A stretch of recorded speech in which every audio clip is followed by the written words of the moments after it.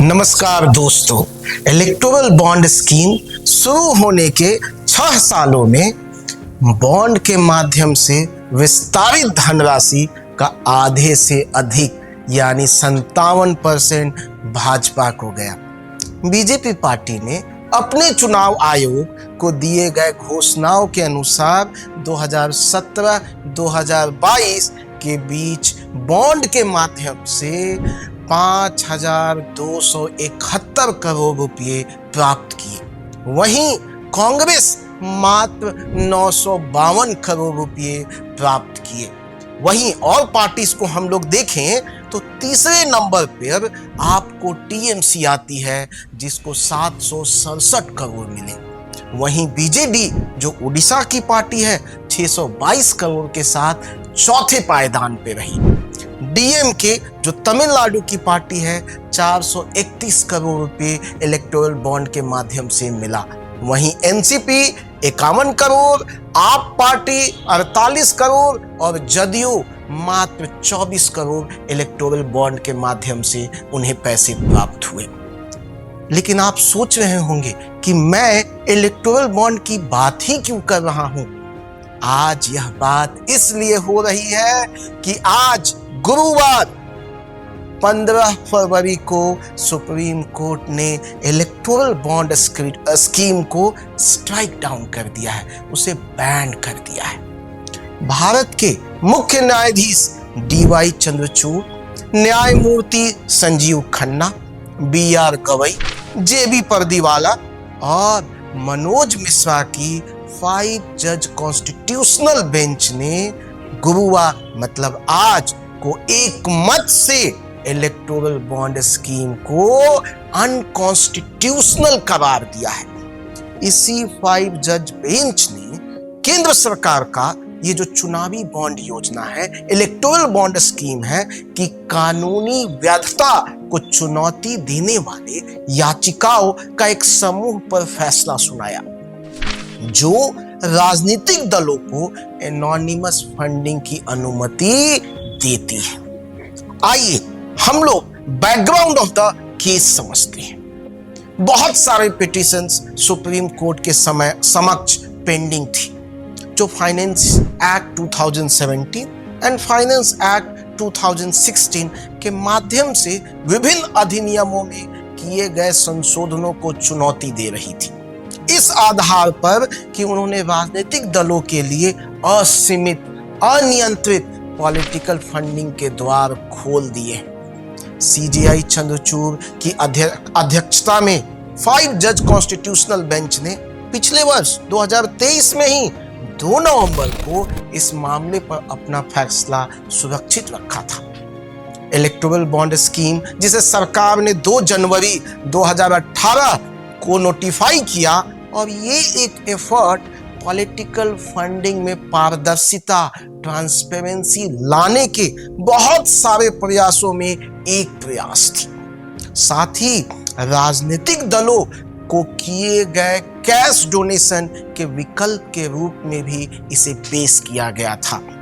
Electoral bond scheme के अनुसार केवल वे राजनीतिक दल जो section 29A of the representation of the people act 1951 के तहत रजिस्टर्ड हैं और जिन्होंने लोकसभा या अपने राज्य के विधानसभा के अंतिम चुनाव में डाले गए मतों को कम से कम 1% मत वोट प्राप्त किए हो, वही इलेक्टोरल बॉन्ड रिसीव करने के लिए एलिजिबल होंगे।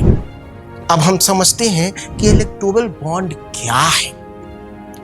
इलेक्टोरल बॉन्ड एक प्रॉमिसरी नोट है, एक बियरर बॉन्ड का एक ऐसी प्रकृति का साधन है जिसे कोई भी व्यक्ति, कोई भी कंपनी, कोई भी ऑर्गेनाइजेशन या व्यक्तियों के संग जैसे कोई ग्रुप इसे खरीद सकता है, बशर्ते कि वह व्यक्ति या वो कंपनी भारत का नागरिक हो या भारत में संगठित या स्थापित हो। इलेक्टोरल बॉन्ड विशेष रूप से पॉलिटिकल फंडिंग के उद्देश्य से जारी किए जाते हैं। केंद्र ने हल्फनामे में कहा था कि इलेक्टोरल बॉन्ड स्कीम की पद्धति पूरी तरह से पारदर्शी है और पॉलिटिकल फंडिंग का एक ऐसा तरीका है जिसमें काला धन या अनअकाउंटेड मनी प्राप्त करना असंभव है। लेकिन सवाल यहाँ यही खड़ा होता है कि जब पार्टी ने हलफनामे में ये कहा कि कोई भी ब्लैक मनी पॉलिटिकल पार्टी तक नहीं पहुंचती है, तो फिर सुप्रीम कोर्ट ने उसे कैसे स्ट्राइक डाउन किया, इसको समझते हैं। तो निर्णय की शुरुआत में ही सीजेआई चंद्रचूड़ ने कहा कि यह फैसला लेते हुए दो राय बनी थी, एक खुद उनकी और दूसरी न्यायमूर्ति संजीव खन्ना की, और दोनों एक ही निष्कर्ष पर पहुंचती है। 5 जज बेंच ने कहा कि पिटीशंस में दो मुख्य मुद्दे उठाए गए थे। पहला मुद्दा था क्या अमेंडमेंट्स अनुच्छेद 19 क्लॉज 1 सब क्लॉज ए के तहत सूचना के अधिकार that is right to information that is RTI का उल्लंघन करते हैं। दूसरा, क्या अनलिमिटेड कॉर्पोरेट फंडिंग निष्पक्ष और स्वतंत्र चुनावों का उल्लंघन करता है। यह दो मेजर मुद्दे 5 जज कॉन्स्टिट्यूशनल बेंच के सामने थी। सुप्रीम कोर्ट ने अपना क्या ऑर्डर दिया, इसको समझते हैं। सीजेआई ने अपना निर्णय पढ़ते हुए कहा कि सुप्रीम कोर्ट ने माना है कि एनोनिमस गुमनाम जिसका कोई अता पता नहीं है एनोनिमस इलेक्टोरल बॉन्ड की जानकारी और अनुच्छेद article 19 clause 1 sub clause A का उल्लंघन करते हैं। दूसरी बात सुप्रीम कोर्ट ने कहा कि ये जो चुनावी बॉन्ड है, ये जो इलेक्टोरल बॉन्ड है, उसके माध्यम से कॉर्पोरेट डोनेशंस की जानकारी का खुलासा किया जाना चाहिए, क्योंकि कंपनियों द्वारा डोनेशंस केवल क्विड प्रो क्यो प्रोसेस के लिए ही किए जा रहे हैं। तीसरी बात सुप्रीम कोर्ट ने कहा कि कंपनियों द्वारा असीमित अनलिमिटेड पॉलिटिकल डोनेशन की अनुमति देने वाले कंपनीज अमेंडमेंट एक्ट में संशोधन मनमाने हैं, मतलब आर्बिट्ररी है, असंवैधानिक है, अनकॉन्स्टिट्यूशनल है। इसका मतलब कि उन्होंने जो सरकार ने कुछ दिन पहले कंपनीज अमेंडमेंट एक्ट में बदलाव लाकर कोई भी लिमिट को रोक लगा दिया था कि अब कोई लिमिट नहीं है पॉलिटिकल डोनेशंस के करने पे, उस पे भी सुप्रीम कोर्ट ने उसे रैंडम, आर्बिट्ररी एंड अनकॉन्स्टिट्यूशनल बताया। चौथा, उन्होंने कहा कि काले धन पे नियंत्रण करने के उद्देश्य से सूचना के अधिकार मतलब आरटीआई का उल्लंघन उचित नहीं है। और यह चार बातें कहते हुए सुप्रीम कोर्ट ने बैंकों को तत्काल निर्देश दिया कि इलेक्टोरल बॉन्ड को इशू करने से मना किया, उस पे बैन लगाया, और पॉलिटिकल पार्टीज द्वारा इनकैश किए गए इलेक्टोरल बॉन्ड का डिटेल भारतीय state bank that is state bank of India को अवेलेबल करने का भी आदेश दिया और कहा कि एसबीआई यह details election commission of India को सौंप दे and election commission of India इन डिटेल्स को अपने वेबसाइट पर पब्लिश करे। यहां तक सुप्रीम कोर्ट ने अपनी बातों को रखा, ऑर्डर्स दिए। अब थोड़ा समझते हैं कि इस इलेक्टोरल बॉन्ड पे अलग अलग एक्सपर्ट्स का क्या व्यू है। कुछ एक्सपर्ट्स यह मानते हैं कि इलेक्टोरल बॉन्ड की शुरुआत का उद्देश्य पॉलिटिकल फंडिंग में काले धन की कमी करनी थी, जिससे ज्यादा से ज्यादा ट्रांसपेरेंसी आए और इलेक्टोरल बॉन्ड एक मील का पत्थर साबित हो।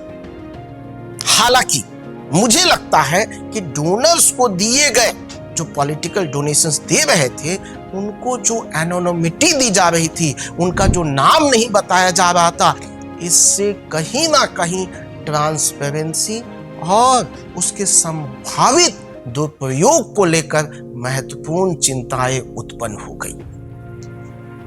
यहां तक का आलोचकों का तर्क है कि जो एनोनिमिटी है, इससे कॉर्पोरेट के जो दिग्गज हैं, जो व्यक्ति हैं, उनको बहुत सारा संरक्षण मिलता है, जो पॉलिसी मेकिंग में क्विड प्रो क्यों ले जा सकता है। इसका मतलब कि वो पॉलिटिकल डोनेशंस कुछ पार्टीज को दे और पॉलिटिकल पार्टीज उनके फेवर में पॉलिसी बनाए।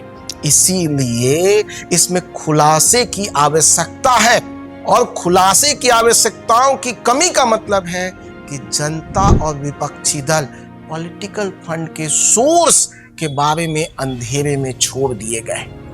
वहीं कुछ एक्सपर्ट्स का मानना है कि लोकतंत्र, डेमोक्रेसी का यदि समरी देखें, सार देखें, तो है जवाबदेही, अकाउंटेबिलिटी। जबकि इलेक्टोरल बॉन्ड ने पॉलिटिकल डोनेशंस को ऑर्गेनाइज किया है, बट साथ ही साथ एनोनिमिटी, गुमनामिता की धारा को बढ़ा दिया है और पारदर्शिता की बुनियादी सिद्धांत के विपरीत इसमें ज्यादा अंधकार ले आया है। यदि मैं इस बात पे सोचता हूं तो मुझे लगता है कि यदि विवादों को हम एक तरफ रखें और चुनावी बॉन्ड, इलेक्टोरल बॉन्ड में उपयोग में वृद्धि देखी गई है, इसका मतलब है कि हाँ, विवाद ठीक है, लेकिन यदि हम उसका यूसेज देखें तो देखा गया है कि जो डोनर्स हैं उन्होंने इसको एक्सेप्ट किया है। अब यही एक अलग बहस छेड़ देती है कि क्या जो ये इलेक्टोरल बॉन्ड है ये ट्रांसपेरेंसी एंड अकाउंटेबिलिटी लाती है, या सचमुच इन्होंने ब्लैक मनी को कम करने में काम किया है, या इसे बढ़ाने में काम किया है।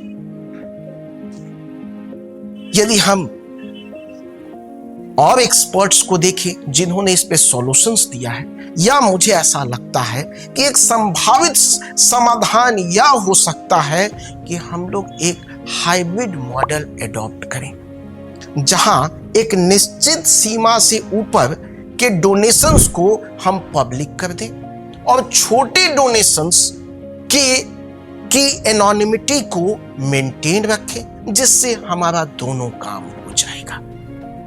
लेकिन ऐसा लगता है जैसे जैसे भारत ट्रांसपेरेंसी और डोनर्स प्रोटेक्शन के बीच इस संकीर्ण रेखा पर चलता रहेगा, वैसे वैसे चाहे हम कितनी भी स्कीम्स ले आएंगे, जैसे चुनावी बॉन्ड को ही देखें, उन पर हमेशा ही एक कंट्रोवर्सी बनी रहेगी।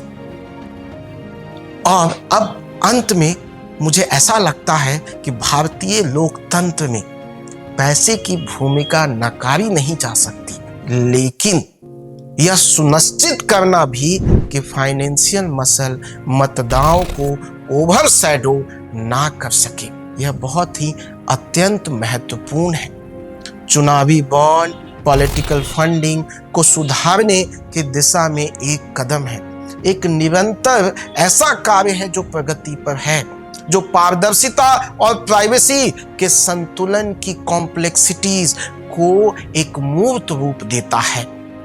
और मुझे ऐसा लगता है कि जैसे जैसे हम लोग चुनावी सुधारों पर बात करते रहेंगे, संवाद करते रहेंगे, उसके लिए अलग अलग मीडियम, तंत्र खोजते रहेंगे, वैसे वैसे हमारा डिस्कशन, डिबेट चलता रहेगा और भारत में लोकतंत्र के भविष्य को आकार देने में हम लोग भागीदार बनते रहेंगे। तो यहीं पे मैं अपनी बात को विराम देता हूं और मिलेंगे हम लोग अगले वीडियो में एक अलग टॉपिक के साथ। तब तक आपसे रिक्वेस्ट होगा कि इस चैनल को सब्सक्राइब करें एंड शेयर करें। जय हिंद, जय भारत।